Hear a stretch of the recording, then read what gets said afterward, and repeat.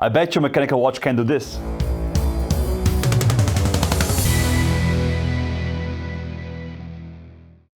Hello, welcome back to Swiss Watch and welcome to another review.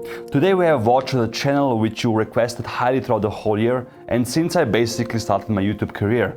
Today we're going to talk about the Bethune. So in the mainstream brands you have the Holy Trinity, which is Vacheron Constantin, Patek Philippe and Audemars Piguet. In independent world I would put there the Bethune, mb&f and Uhrwerk. The Bethune is a watch brand that's very dear to my heart since the first time I saw it at Baselworld. I actually saw my first Bethune outside of the watch fair, which was incredible, on somebody's wrist. I couldn't believe what I'm seeing because by that time I only seen Bethune watches in magazines or on some online articles. Bethune started their journey in 2002, with the founders being David Zanetta and Denis Flageolet. They set their roots in Le Berson. It's in the Jura region of Switzerland and it's near St. Croix. St. Croix is also the place where Vianney Halter resides. In that part of Switzerland, we usually find high-end watchmaking. Their first watch was the DB1 and it was the monopusher chronograph, which actually wasn't developed in-house. For the last 1.5 years, the Cartier monopusher has been fetching extremely high prices. The same Cartier movement was developed by Denis Flageolet, F. Pigeon and Vianney Halter. It's the movement used in the DB1. Only 2 years later, they created their first in-house manufactured movement. It was a DB15 Perpetual calendar. When a watch brand develops a Perpetual calendar as their first manufactured movement, you know how talented they are. And the devotion to really making everything in-house is still present today. In 2017, Pierre-Jacques took over as president of the company, and with Denis Flageolet is bringing the brand to new heights. In 2010, Bethune launched their DB28. The DB28 is my personal favorite because it features the floating lugs, as you can see on this model here. And also, in 2011, they won the GPAG award for the best watch in that year. My personal favorite DB28 is the DB28 kind of blue tourbillon. The brewing process at Bethune is also something they patented, and actually they're very known for that. This is also part of the DB28 line, and it's the DB28GS Grand Sport, and it's nicknamed the Yellow Submarine. Why it's nicknamed the Yellow Submarine is pretty obvious. One, for the color of the case and the lugs and the buckle, and two, because this watch is actually waterproof to 100 meters. As you can see, it has a diving bezel, which you can set up either if you go shallow water diving, although I really don't advise you to take your Bethune to do that, or you can time another event as you would do with a normal diving bezel. It's a very smooth unidirectional bezel with a loud click, and it's really nice to use. The Arabic numerals and minute markers on the bezel are actually cut out. They're cut out for a reason. This is a fully mechanical watch, but it features something you've never seen before. It has a DYNAMO lighting system inside, which is also fully mechanical, and it's activated by the pusher at 6 o'clock. The pusher here is made out of titanium and is also heated to achieve this beautiful color. When I press it now, you'll see how the DYNAMO light works. It's just gorgeous. They light up at 12, 3, 6 and 9 o'clock, and actually you can see through the cutout indexes here. Once you activate the DYNAMO light, at 3 o'clock there's a governor component which is similar to a minute repeater. And it stops when you stop pushing the button.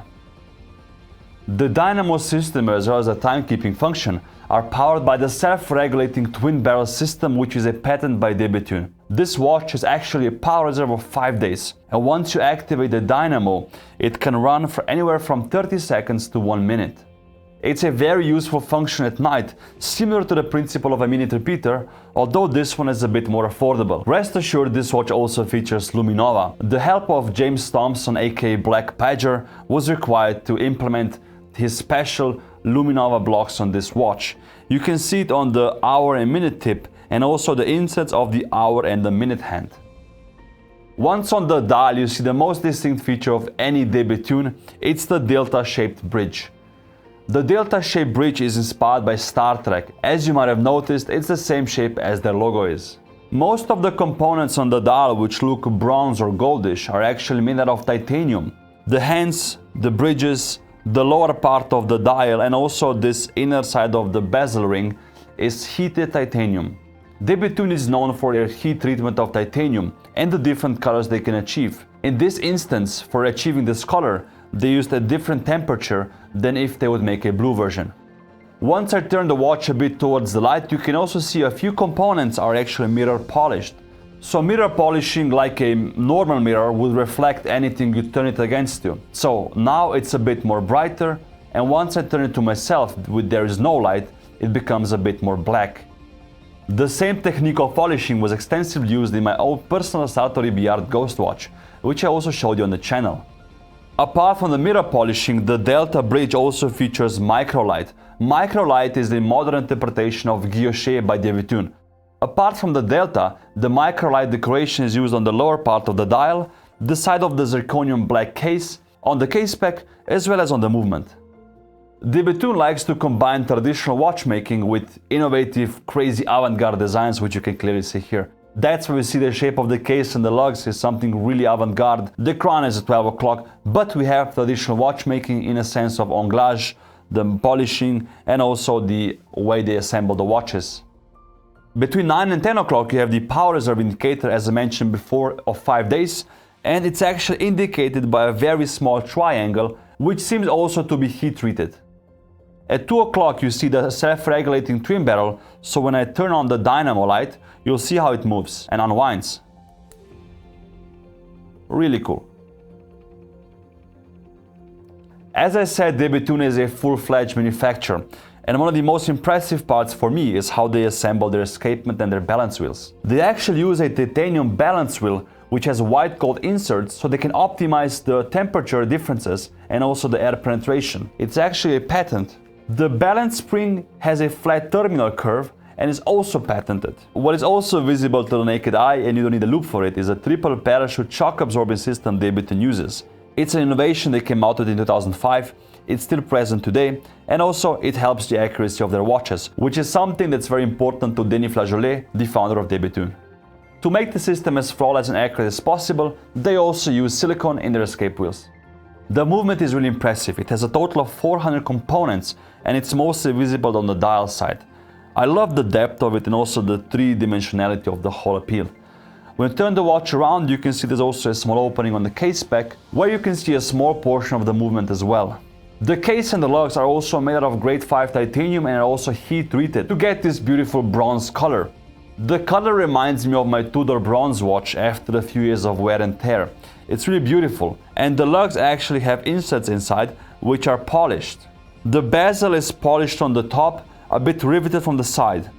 The caseback is polished and also has this inner ring which is heated in a different color. The highlight of the case for me are definitely the lugs. The lugs of any DB28 model are floating, and if you turn the watch to the side you actually see what I mean by that. So the lugs adapt to any wrist size. So you have a smaller wrist or a bigger wrist, it's no problem, it can adapt. You'll see this a bit later when I put the watch on my wrist.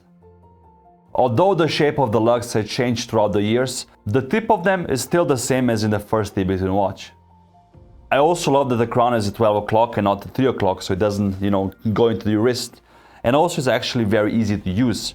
So how you wind it is super simple. You just basically tuck away the lugs a bit. You unscrew the crown because the watch is water resistant to 105 meters. You wind it like this, and as you can see, you have enough space for your fingers. When you're done, you just basically screw it back in and put it on your wrist. The buckle is also in the same material as the lugs are, so in heated titanium. It's satin finished and the middle pin is actually polished. The sides of the buckle have the same DNA as the cutout floating lugs have. I think the canvas strap is super cool, it's actually very comfortable, and I think it fits my outfit. From the side you see the height of the watch, it's 12.8 millimeters, and again, when I turn the wrist around you see how it fits my wrist. Just for reference, I have an 18.1 centimeter wrist size, and lug to lug we measure 45.7 millimeters. It sounds like a lot, and because the lugs are floating they actually adapt to a smaller wrist as well. When people comment about the sizes of some watches, I often tell them, go check it out in person because it might surprise you. The DYNAMO light function is easier to use while the watch is on the wrist because the lugs make space for it. So again, just by pressing the button at 6 o'clock, you have a beautiful light function. And you can see what time it is in the dark. The Bethune DB28GS Yellow Submarine is a limited edition of 25 pieces. And if you think about the implication and use of heated titanium, Almost all of them are a piece unique watch. It comes at a pretty high price point of 95,000 Swiss francs, which I think is normal for this range of independent watchmaking and the level of finishing. Let me know what you think about the Bethune watches, if they are a grail watch for yourself as well, and which one is your favorite one. Just leave a comment down below. If you want to see more unusual watches like these or watches you haven't seen before in your life, just leave a like, subscribe to the channel, because we're bringing out new watches almost every week. Thank you for watching, and I'll see you guys next week.